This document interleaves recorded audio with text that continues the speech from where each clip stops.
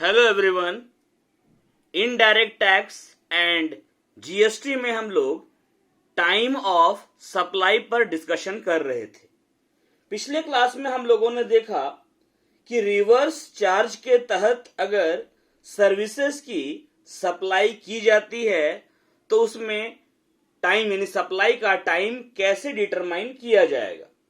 Time of supply of services under reverse charge mechanism जो कि central GST act 2017 के section 13 sub section 3 में बतलाया गया था। आज हम डिस्कस करेंगे time of supply of in case of voucher, मतलब वाउचर के मामले में आपूर्ति का समय।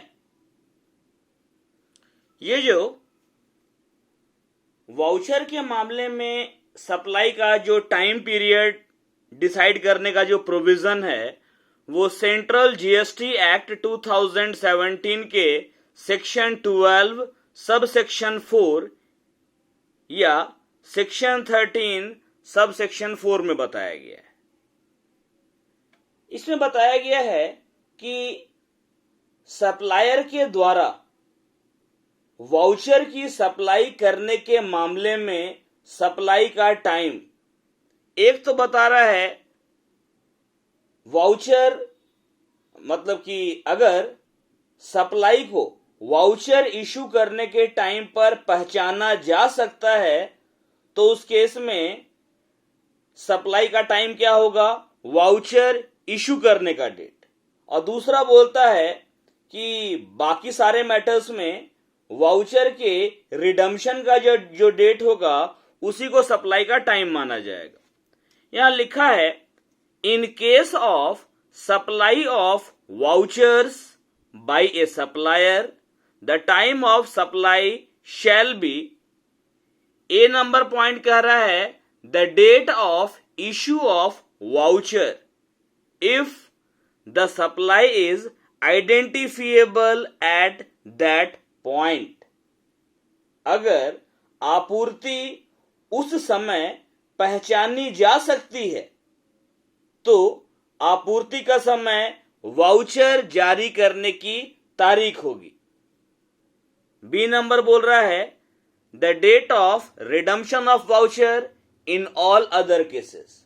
अन्य सभी मामलों में वाउचर के शोधन मतलब कि रिडम्पशन की जो तारीख होगी उसी को हम मतलब सप्लाई का टाइम मानेंगे। वाउचर जैसे आप किसी मॉल में गए तो मॉल में एक सर्टेन लिमिट का परचेजिंग करने के बाद में आपको वाउचर्स मिलता है जिसका इस्तेमाल आप अपने मर्जी से या अगर कंपनी ने मतलब कि वाउचर इशू करने वाले ने डिसाइड कर लिया है पहले से ही कि भाई ये वाउचर किस काम में यूज में लिया जाएगा तो आपको उसी के अकॉर्डिंग यूज करना होगा। एग्जाम्पल है एक कि Big Bazaar issue a voucher for ₹5,000 for purchase of any item from Big Bazaar. It is an unidentifiable voucher. The time of supply shall be the date of redemption of voucher.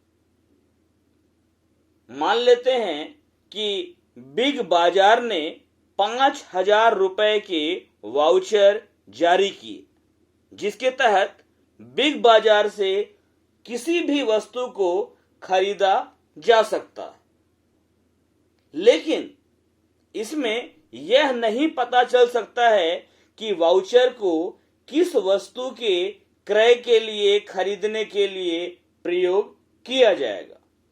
अतः यहां पर जो supply है, जो आपूर्ति है, उसका time क्या होगा, the date of redemption of voucher, मतलब कि जिस दिन वाउचर का शोधन करवाया जाएगा उसी तारीख को टाइम ऑफ सप्लाई माना जाएगा।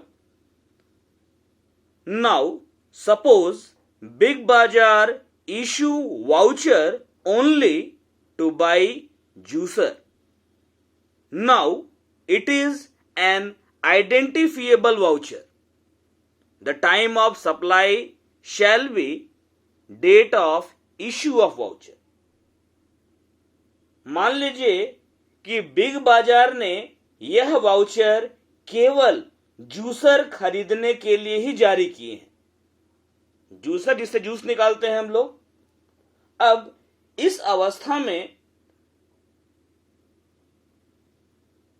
मतलब वाउचर की जो सप्लाई है वो आइडेंटिफिएबल है, पहचान करने योग्य है। तो इस कारण से यहां पर सप्लाई का टाइम वाउचर इशू करने का डेट होगा। दोनों को बस समझिए। पहले केस में क्या है कि बिग बाजार ने वाउचर इशू किया 5,000 का और कहा कि आप कोई भी सामान खरीद सकते हैं। तो अब जिसको हमने वाउचर दिया है कि आप इससे कोई भी सामान खरीदिए, अब वो क्या खरीदेगा, जो वो खरीदेगा वही सप्लाई करना पड़ेगा। तो यहां पर वाउचर जो हमने इशू किया है पहले केस में, वहां पर कस्टमर क्या खरीदेगा यह पहले से तय नहीं है। इसका मतलब वाउचर जो कि सप्लाई किया गया वो अनआइडेंटिफिएबल है। तो जिस दिन वाउचर को रिडीम करवाया जाएगा उसी को सप्लाई का टाइम माना जाएगा। लेकिन अगर कंपनी वाउचर इशू करती है केवल और केवल जूसर खरीदने के लिए या कोई पर्टिकुलर आइटम, खास तौर से वही आइटम मिलेगा उस वाउचर से, तो यहां पर कंपनी को पहले से पता है कि जो वाउचर हमने इशू किया है इसके लिए क्या चीज सप्लाई करना होगा। तो यहां पर जो सेकंड पार्ट है, बिग बाजार ने वाउचर इशू किया है केवल जूसर खरीदने के लिए। तो बिग बाजार को तो मालूम है कि यहां पर जूसर खरीदा जाएगा, ठीक है। तो यहां पर ये जो सप्लाई है ये आइडेंटिफिएबल वाउचर की है। इसीलिए जिस तारीख को वाउचर इशू किया जाएगा उसी को टाइम ऑफ सप्लाई माना जाएगा। दोनों के को समझ लीजिए। अगर सप्लाई आइडेंटिफिएबल है, सप्लाई पहचान करने योग्य है उस समय पर जब सप्लाई किया गया, ठीक है, तो वाउचर इशू करने का जो डेट होगा वो आपका टाइम ऑफ सप्लाई होगा। और अगर सप्लाई आइडेंटिफिएबल नहीं है तो उस केस में जब वाउचर को रिडीम करवाया जाएगा तो वो तारीख सप्लाई का टाइम माना जाएगा।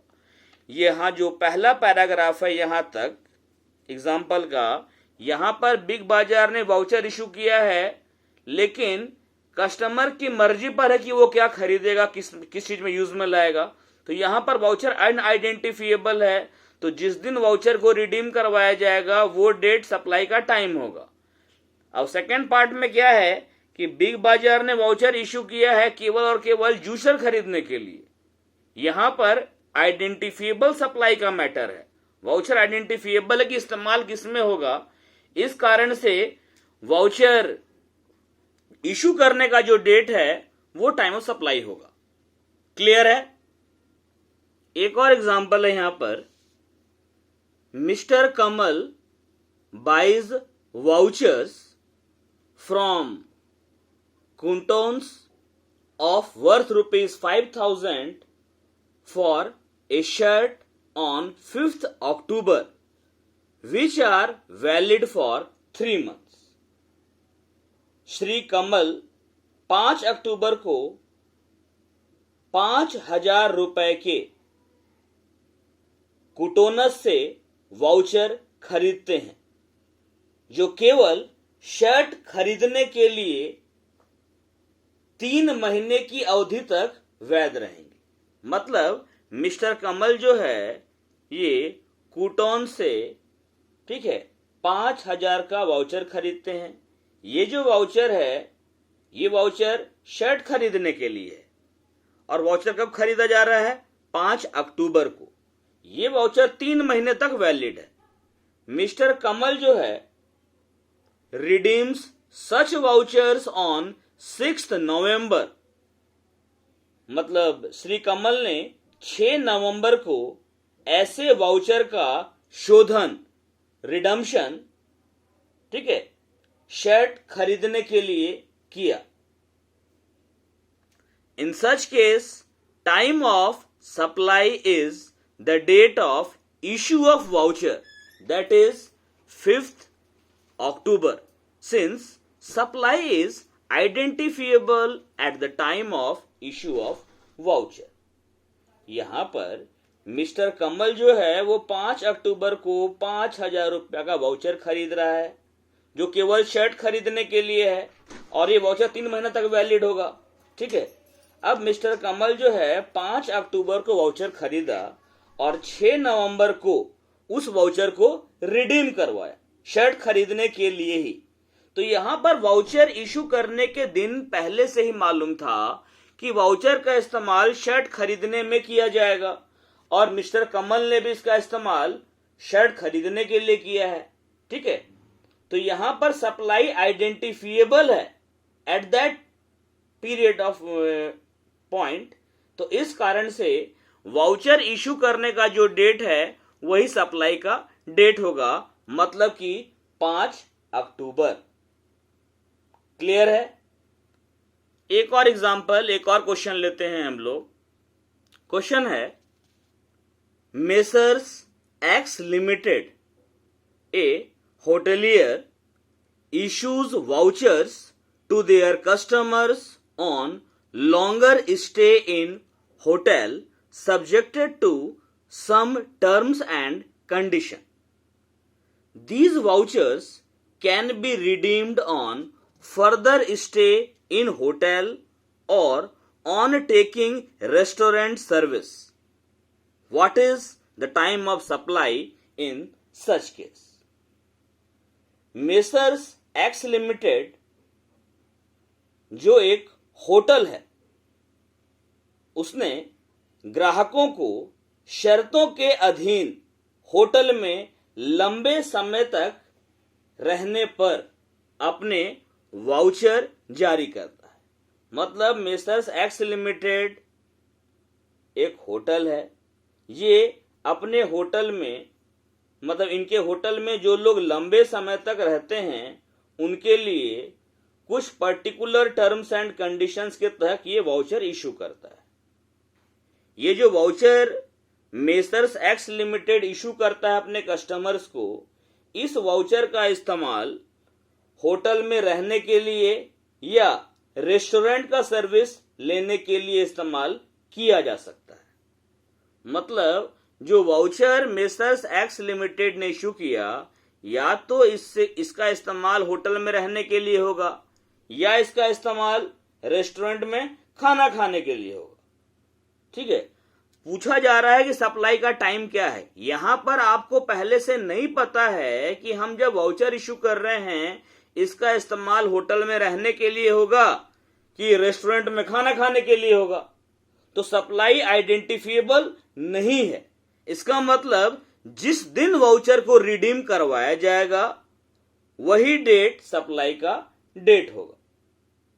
क्लियर है? तो ये हम लोगों ने देखा कि अगर वाउचर इशू किया जा रहा है तो उस मामले में सप्लाई का टाइम कैसे डिटरमाइन किया जाएगा। मैंने आपको बताया कि अगर वाउचर की सप्लाई को उस समय आइडेंटिफाई किया जा सकता है, मतलब वाउचर किस चीज के लिए इशू कर रहे हैं वो पहले से पता है, तो वाउचर इशू करने का डेट आपका टाइम ऑफ सप्लाई होगा। और अगर मतलब कि वाउचर इशू करने के टाइम पर आइडेंटिफाई नहीं कर सकते हैं कि वाउचर जो इशू किया गया वो किस लिए इशू किया गया, किस काम में इस्तेमाल होगा, तो ऐसे मामले में वाउचर के रिडम्पशन का जो डेट होगा उसी को टाइम ऑफ सप्लाई माना जाएगा। क्लियर है? ठीक है, अब बाकी हम लोग नेक्स्ट क्लास में देखेंगे। तो आज हम लोगों ने जाना time of supply in case of voucher. Thank you.